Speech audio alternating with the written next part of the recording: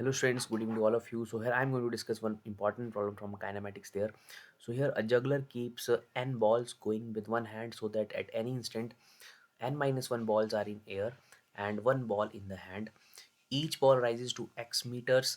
The time for which each ball to stay in his hand is. तो हमसे पूछा जा रहा है the time for each ball to stay in his hand. So juggler जो है वो n balls keeps n balls going with one hand और आप उस प्रोसेस के दौरान कोई भी इंस्टेंट कंसीडर कर लीजिए, उसमें n माइनस वन बॉल जो है वो हमेशा एयर में होंगे और एक बॉल उसके हाथ में है। सो आप इमेजिन कर सकते हैं कि कुछ ऐसा प्रोसेस चला है जिसमें कि एक बॉल हाथ में रहेगा और बाकी n माइनस वन बॉल जो है n बॉल्स में से एयर में रहेंगे। तो मैं कोई भी एक बॉल को कंसीडर कर लेता हूँ। जैसे मान लीजिए मैंने इस बॉल को फेंका, ये टॉप पे जाता है और फिर वापस आता है। तो स्टूडेंट्स इसे जाने और आने में कितना टाइम लगेगा हम सिंपली कैलकुलेट कर सकते हैं। v is equal to u plus g t और v zero final velocity zero जब वो टॉप पे रहेगा और यू है और मैं यहाँ लिखूँगा माइनस जी टी। तो यहाँ से टी मुझे मिल जाएगा u अपॉन जी।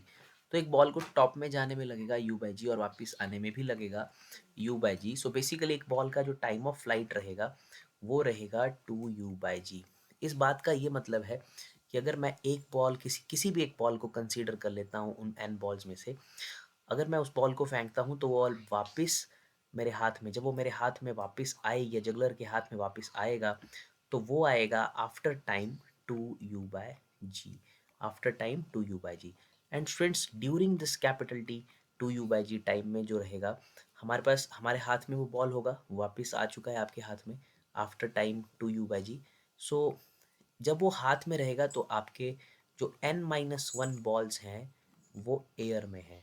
ये बात हमें यहाँ से पता चल जाती है बिकॉज क्वेश्चन में दिया गया है कि एट एनी इंस्टेंट, आप कोई भी इंस्टेंट सेलेक्ट कर लीजिए, n minus one balls air में है और एक आपके हाथ में है। सो एक हमने फेंका यहाँ से स्टूडेंट्स, उसका हमने टाइम ऑफ फ्लाइट निकाला। So after that time of flight वो बॉल हाथ में है और इट मीन्स बाकी बॉल्स एयर में है। तो मैं कैपिटल टी को कह सकता हूँ ये वो टाइम है ड्यूरिंग विच, ये वो टाइम है during which n minus one balls are in air and one ball in hand। So capital T वो टाइम है जिसमें n minus one balls air में है और वन बॉल हैंड में है।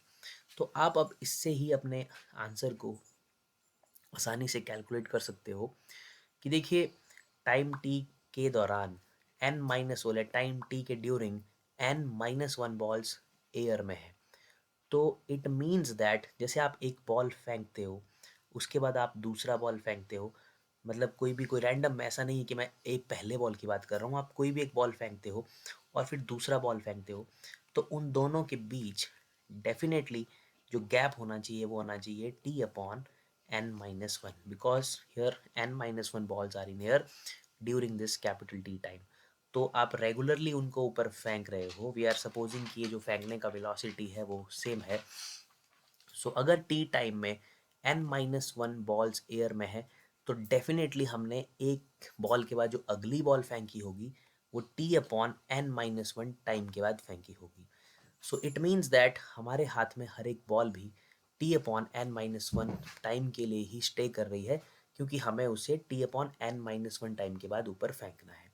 आप इस बात पे स्ट्रेस दे सकते हैं, आराम से समझ सकते हैं कि टी टाइम वो टाइम है during which n minus one balls are in air. ये वो टाइम है जिसमें n minus one balls air में है। तो n minus one balls air में तब हो सकती हैं जब आपने एक बॉल के बाद अगली बॉल को t upon n minus one time के बाद फेंका होगा। सो अगर आपने एक बॉल के बाद अगली ball t upon n minus one time के बाद फेंकी है, इस बात का डायरेक्टली मतलब है कि आपके हाथ में बॉल जो स्टे कर रहा होगा it stage for same time, it stays for same time means the ball also stays for t upon n minus 1 time. इस बात को समझने के लिए हम एक और एग्जांपल कंसीडर कर सकते हैं। जैसे फॉर एग्जांपल हमारे पास n की जगह अगर मान लीजिए 5 बॉल्स होते, अगर हमारे पास 5 बॉल्स होते एंड लेट सपोज यही कंडीशन होती कि 4 बॉल्स हमेशा एयर में रहेंगे और जो वन बॉल है वो हाथ में रहेगा, वो हैंड में रहेगा। और लेट सपोज कि जो टाइम ऑफ फ्लाइट है, टाइम ऑफ फ्लाइट हमारे ऊपर डिपेंड करता है कि हम किस वेलोसिटी से फेंकते हैं। Let suppose time of flight जो है स्टूडेंट्स वो 4 सेकेंड्स है। हमने बिल्कुल वो वैल्यूज़ ली हैं जिससे हमारी कैलकुलेशन हमें ईजी अपीयर करेगी। So we have 5 balls, n balls की जगह 5 बॉल्स हैं, तो obviously according to the question 4 balls air में होंगी किसी भी इंस्टेंट पर और एक बॉल आपके हाथ में होगा। और let suppose time of flight 4 seconds है। इट मीन्स दैट जैसे ही आपने कोई एक बॉल फेंका, वो बॉल आपको वापस आपके हाथ में आएगा 4 सेकेंड्स में। 4 सेकेंड्स के बाद जैसे ही वो आएगा, बेसिकली ऊपर कितने बॉल्स होंगे? 4 बॉल्स। तो स्टूडेंट्स बेसिकली 4 सेकेंड्स में लाइक 4 बॉल्स यहाँ पर है। 4 सेकेंड्स में आपके पास, आप यहाँ से बॉल फेंकते हो, जैसे ही 4 सेकेंड्स पूरे होते हैं वो बॉल आपके हाथ में, और साइमल्टेनियसली यहाँ पर कितने बॉल्स हैं? और ऊपर 4 बॉल्स हैं, क्योंकि टोटल बॉल्स 5 थे, एक आपके हाथ में है और 4 बॉल्स ऊपर है। इट मीन्स दैट आपने जो बॉल्स फेंके हैं वो एक के बाद एक जो बॉल आपने फेंका है वो डेफिनेटली 1 सेकेंड के बाद फेंका होगा। तो इसे आप कैसे कैलकुलेट कर रहे हैं? सिंपली आपके पास 4 बॉल्स एयर में है, total time of flight 4 seconds है, 4 बॉल्स एयर में है, तो डेफिनेटली आपने 1 सेकेंड के इंटरवल के बाद हर एक बॉल को फेंका है। आप एक बॉल फेंकेंगे, फिर 1 सेकेंड बाद अगला बॉल फेंकेंगे। इट मीन्स दैट आपने टाइम ऑफ फ्लाइट को number of balls in air से डिवाइड किया, and you can get the answer कि आपको अगली बॉल कब फेंकनी है। तो बेसिकली आपको अगली बॉल फेंकनी थी 1 सेकेंड के बाद। इट मीन्स दैट आपके हाथ में जो बॉल स्टे करेगा वो भी 1 सेकेंड के लिए स्टे करेगा। तो उसी चीज़ को हमने ऊपर भी लिखा है कि हमारा कैपिटल टी जो है वो टाइम है during that n-1 balls air में है और एक बॉल हमारे हाथ में है। तो ये n-1 बॉल्स टी टाइम में एयर में तब हो पाएंगे जब आप t/n-1 टाइम के बाद, एक के बाद t/n-1 टाइम के बाद अगली बॉल फेंकेंगे।